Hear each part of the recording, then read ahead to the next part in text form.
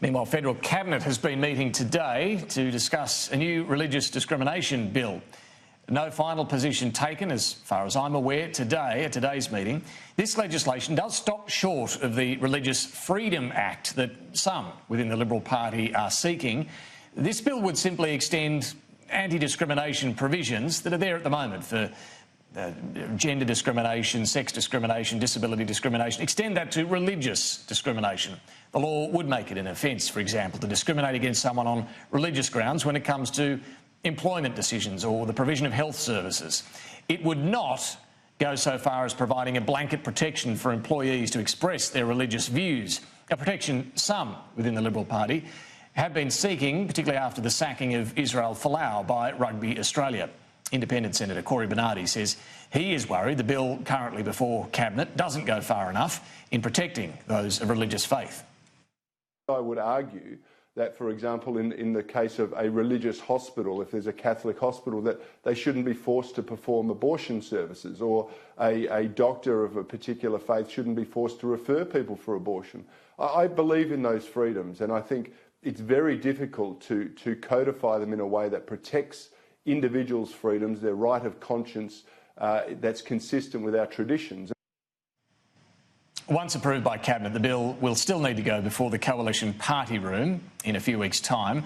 Labor and the Greens are worried that religious discrimination laws could go too far here and allow for discrimination against other Australians. We do want to be cautious that we don't want to find ourselves in a space where we're creating a one subject matter Bill of Rights whilst ignoring all the other legitimate claims from the rest of the community about the rights that they'd like to have protected. This came out of the marriage equality debate. It's an attack on equality. It was a promise to the hard right of the Liberal and National parties that some of the freedoms that were and equality that was granted in the marriage equality debate would in some respect be wound back. And so we're very concerned about the legislation.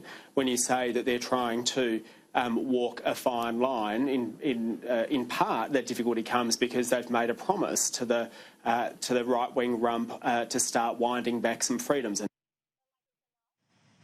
But Liberal MPs deny the new laws would impact negatively on other Australians. Well, Adam Bandt is absolutely delusional. He doesn't understand that we have a federal Race Discrimination Act, a federal Sex Discrimination Act, a federal Disability Discrimination Act, and a federal Age Discrimination Act. And what we're saying is we're going to introduce a federal Religious Discrimination Act. Well, as you can see from this debate, it's still not going to be an easy task for the Prime Minister and his cabinet ministers to land a position that all will agree on, even within the coalition. There are differing views on this. I'm going to be talking to Labor's Ed Husic very shortly on the program about this and some other matters. You may recall Ed Husic was one of those after Labor's election defeat who recognised that Labor needed to do more to reconnect with people of faith. Within the Liberal Party, there is broad support for the direction the Attorney-General, Christian Porter, is going in this, and the bill that's currently, the draft bill that's currently being looked at by Cabinet, as I say, simply extending current discrimination protections that apply for sex, disability, gender, age and so on to religion. There is a small group who want to go further and make this a Religious Freedom Act, the first pillar of a Bill of Rights, as you heard some suggest there. But as I say, the bulk of the Liberal Party are happy with the direction Christian Porter is going in on this, but they still would like to see the detail. It's still a little unclear whether all MPs are across what is actually going to be included in this legislation. I spoke earlier to the Liberal backbencher Katie Allen. I've looked at some of the situations that are being discussed going forward, and I feel very comfortable that this is an act that is appropriate, it's in its right place, it's not going too far. I still have to see the details of the act going forward, but there's been a lot of consultation and I feel very comfortable. Okay. Is it your understanding what's being looked at now by Cabinet that you say you're comfortable with will protect the right of people to express freely their religious views?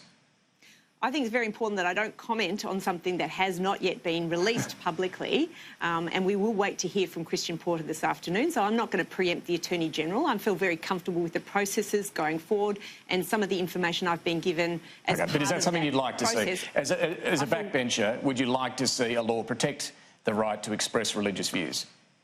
I'm comfortable with that. You'd like to see that? I'm comfortable with a discussion around the Religious Freedoms Act, but I need to see the detail before I'm actually going to give information about whether I'm comfortable with that particular act.